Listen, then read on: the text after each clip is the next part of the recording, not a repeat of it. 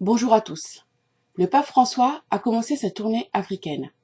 Je partage une réaction de notre sœur Congo et je fais mon commentaire après. Pour le président du Vatican, Monsieur François le Pape, savez-vous que ces 4 dernières années, la RDC a enregistré un taux élevé de familles au Kasaï, la région d'où Monsieur Tshilombo, le président nommé de la RDC, est originaire. Jusqu'à présent, aucune prise en charge de l'État n'a été adressée aux familles touchées, ne serait-ce que 100 000 $.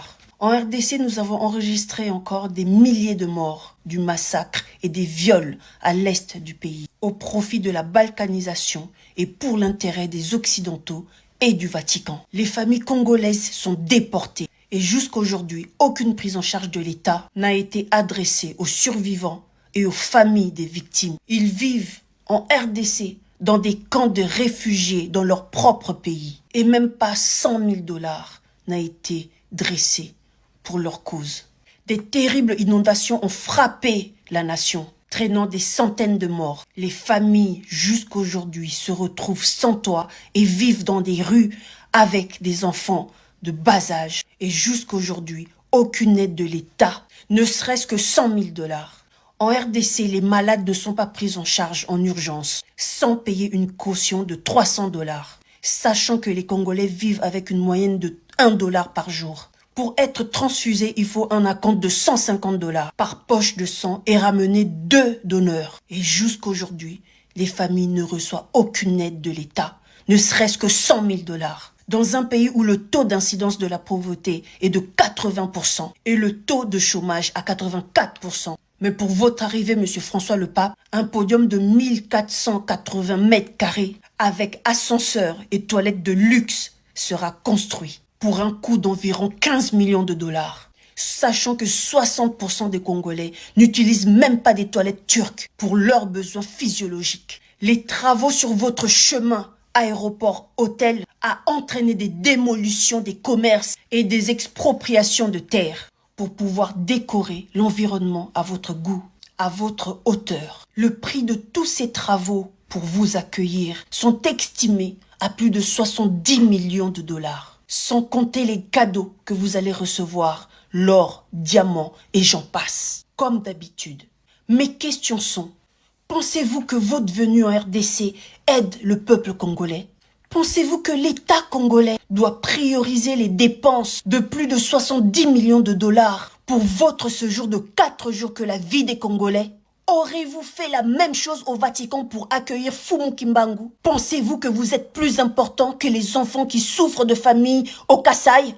Êtes-vous prioritaire que les réfugiés congolais à l'est de la République? Êtes-vous supérieur et prioritaire que ces malades qu'on refuse les premiers soins pour 300 $, ou ces morts qu'on refuse l'entrée à la morgue pour 15 $?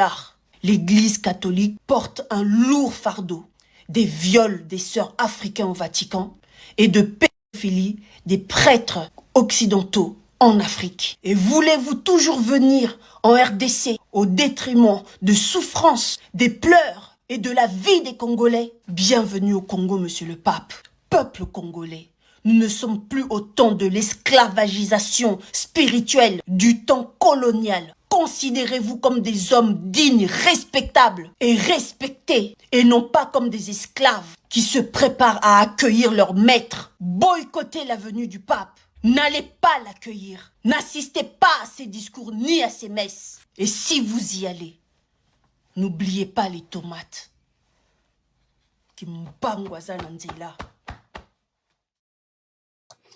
C'est révoltant et affligeant d'entendre ça. Pourtant, nos chefs d'État ne sont pas plus bêtes que les autres.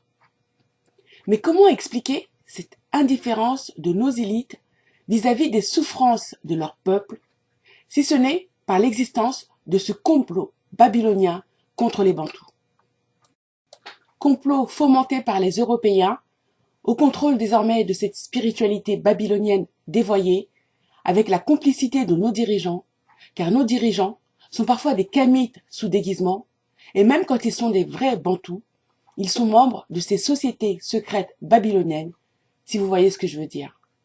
À la lumière de ce que nous voyons aujourd'hui, trahison de nos élites, faux Bantous mais vrais kamites, ou vrais Bantous mais babyloniens, Comment douter un instant que la traite négrière, sous son vrai nom la déportation des Hébreux, ait pu se faire sans la complicité de ces Babyloniens noirs comme nous, qui, hier comme aujourd'hui, nous trahissent car ils connaissent notre véritable identité.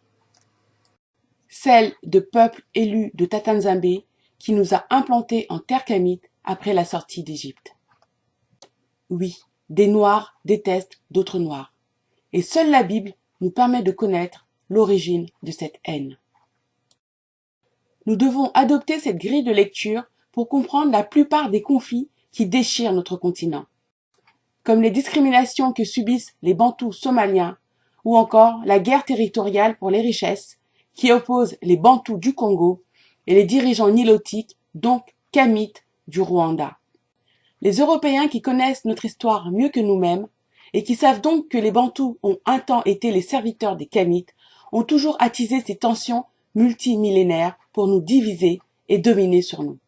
Et ils ont toujours pris le parti des kamites contre nous, les Bantous, car ils partagent avec eux la spiritualité babylonienne dévoyée. Nos dirigeants, vrais Bantous mais babyloniens, jouent parfois le rôle de la résistance. Mais ce n'est qu'un rôle, car en secret, ils peuvent, au nom de leur spiritualité dévoyée, œuvrer à la destruction de leur propre peuple. Je vous remercie pour votre écoute, pour vos pouces en l'air, pour vos commentaires et vos partages, et je vous dis à très vite.